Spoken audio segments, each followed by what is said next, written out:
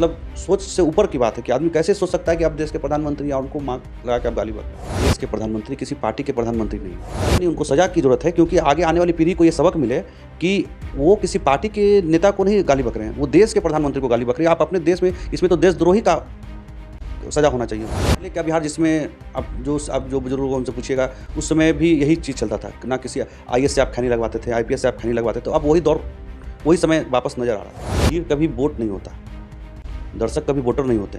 तो भीड़, अगर वोटर होता तो प्रशांत किशोर अभी चुनाव जीत जाएंगे, उनके भी रैली में भीड़ होता है। भाजपा के जो वोटर है वो सब वोटर है, वो वोट देने समय ही साइलेंट वोट देते हैं। वो प्रचार करके नहीं कि हम जा रहे हैं कमल को वोट देने, हम जा रहे हैं ललटेन को वोट देने, वो वहाँ के वोटर, उसके वोटर साइलेंट।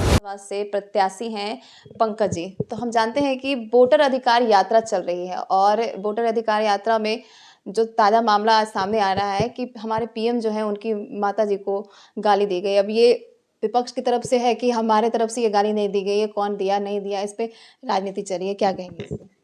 देखिए, ये किसी भी पार्टी ने, देश के प्रधानमंत्री हैं, यशस्वी प्रधानमंत्री हमारे देश के हैं, और माँ को गाली देना ये तो हमारे संस्कार, भारतीय संस्कृति और में नहीं है।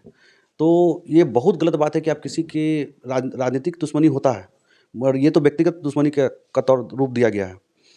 और पार्टी, किसी भी पार्टी के नेता हो, किसी भी पद हो, कोई भी पद हो, चाहे वो सीएम हो चाहे पीएम हो, वो उनके पद का एक गरिमा है। तो इसको ध्यान रखते हुए जो महागठबंधन के जो नेता हैं, जो वहाँ उनके जो अध्यक्ष हैं, उनको माननीय प्रधानमंत्री से माफ़ी मांगनी चाहिए।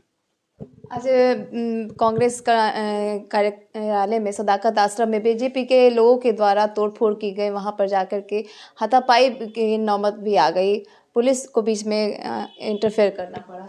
देखिए, जब किसी को आप माँ के नाम से गाली बकिएगा, किसी को बहन के नाम से आप गाली बकिएगा, तो ये बहुत बहुत ख़राब बात है।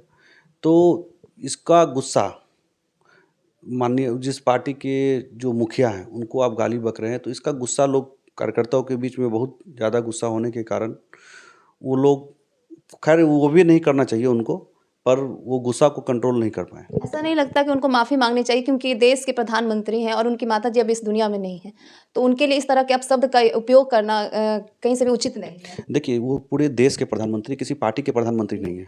और सबसे बड़ी बात ये है कि वो गाली तो खैर किसी भी आदमी को नहीं बकना चाहिए, क्योंकि आप राजनीतिक चुनाव का विरोध कर सकते हैं, काम का विरोध कर सकते हैं, राजनीतिक विरोध अलग होता है, मगर आप किसी को गाली तो आप नहीं दे सकते, चाहे आप किसी भी पार्टी के आप लीडर हो।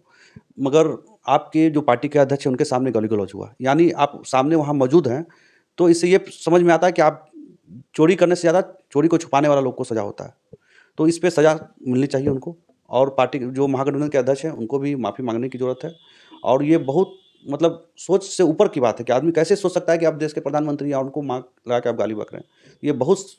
ये पुराना आप याद दिला रहे हैं, आज से 20 साल पहले का बिहार।